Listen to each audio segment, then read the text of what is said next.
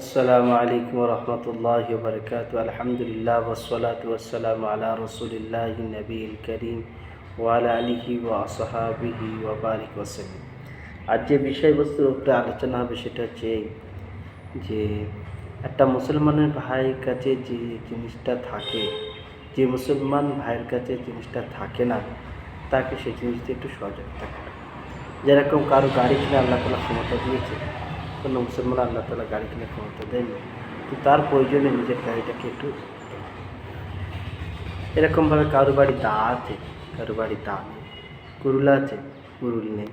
তো এইগুলো হচ্ছে মানুষের ব্যবহৃত জিনিসের মধ্যে দৈনন্দিন জীবনে প্রয়োজনীয় জিনিস।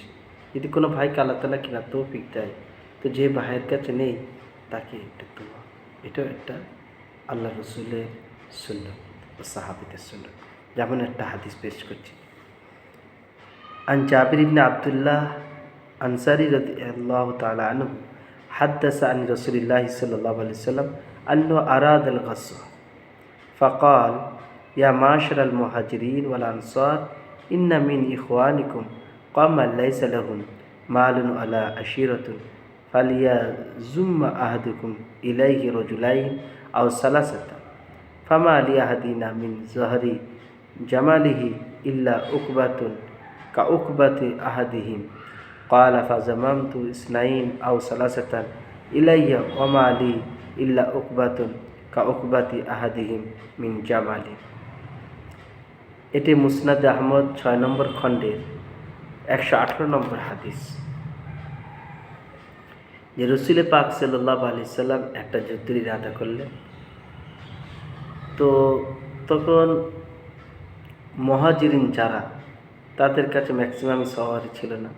যারা মদিনার আনসারি সাহাবা, যারা মদিনার সাহাবা তাদেরকে আনসারি বলা হয়, আর মুজাহিদ যারা মক্কা ছেড়ে মদিনায় এসে পানা নিয়েছে, তো এনাদের থেকে ওনারা একটু সচ্ছলতা বেশি। তো আল্লাহ রসুল সাল্লাল্লাহু আলাইহি ওয়াসাল্লাম আমভাবে বললেন যে তোমাদের ভাইয়ের মধ্যে যার কাছে, চাই সে মক্কার হোক মদিনার হোক, যার কাছে সওয়ারি নেই, যাদের কাছে সওয়ারি আছে,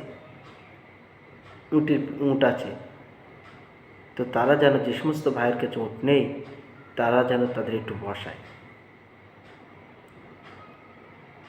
একটু যুদ্ধের ময়দানে যাওয়ার জন্য সহযোগিতা করে।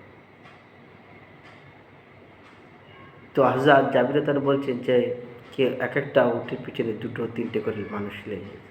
তো আমরা বাড়ি বাড়ি করে চলতাম, আমরা আমাদের নিজেদের উট, কিন্তু আমরা এতটাই চললাম যত আমার নসিবি বাড়ি ছিল। মানে কেউ এখান থেকে 500 মিটার বা 1000 মিটার বসলে, 1000 মিটার পর আরেকজন নামলে, আরেকজন বসলে সেও 1000 মিটার 2000 মিটার গেল, আবার আরেকজন বসলে 2000 মিটার, এরকম ভাবে। তাহলে জাবির বলছেন যে রসুল পাক সাল্লাল্লাহু আলাইহি ওয়াসাল্লামের বলার আদেশে এবং বলার কারণে আমরা সবাই এক একটা উঠে পেয়ে 2-3জন করে মানুষ ওই যুদ্ধের ময়দানে হাজির হয়েছিল। ওই ব্যক্তি অতটাই চড়ত যার বাড়ি যতক্ষণ থাকত। তো এই হাদিসের দ্বারাই আমরা বুঝতে পারলাম যে রসুল পাক সাল্লাল্লাহু আলাইহি ওয়াসাল্লামের সুন্নতের মধ্যে এটাও সুন্নত যে কোনো মুসলমান ভাইয়ের কাছে যদি কোনো জিনিস না থাকে, অন্য কোনো মুসলমান ভাই যদি প্রয়োজনে তার কাছে হাত বাড়ায়, তো এটাও দু একটা নবীজির সুন্নাত। আজকে এই সুন্নত থেকে আমরা অনেক অনেক দূরে সরে গেছি। আগে ছোটোবেলা আমরা মায়েদেরকে দেখেছি যে কুটুম বাড়ি যাওয়ার সময় পাশের বাড়ির থেকে হাত চেয়ে নিয়ে আসতেন, শাড়ি চেয়ে নিয়ে আসতেন। কিন্তু দিন যত কিয়ামতের কাছাকাছি যাচ্ছে দুনিয়া, তত এমন লোকের আবির্ভাব হচ্ছে, এমন সংকোচ দিলওয়ালা মানুষের আবির্ভাব ঘটছে যে এই সমস্ত রীতিনীতিগুলো আর বেঁচে নেই। ওই জন্য আমাদেরকে আমাদের নবী পাক সাল্লাল্লাহু আলাইহি ওয়াসাল্লামের সুন্নতের দিকে তাকিয়ে থাকতে হবে। নবী পাক সাল্লাল্লাহু আলাইহি ওয়াসাল্লামের সুন্নতকে নিজের মধ্যে জিন্দেগিতে বাস্তবায়িত করতে হবে। তা না ছাড়া আমাদের আর কোনো উত্তম পদ্ধতি কেউ দেবে না। একমাত্র আমরা নবী পাক সাল্লাল্লাহু আলাইহি ওয়াসাল্লামের তরিকা, হাদিস ও কোরআন শরীয়ত থেকেই পাবো। আল্লাহ তাআলা আমাদের সকলকে নবী পাক সাল্লাল্লাহু আলাইহি ওয়াসাল্লামের সুন্নতের পাবন বানান বলে না।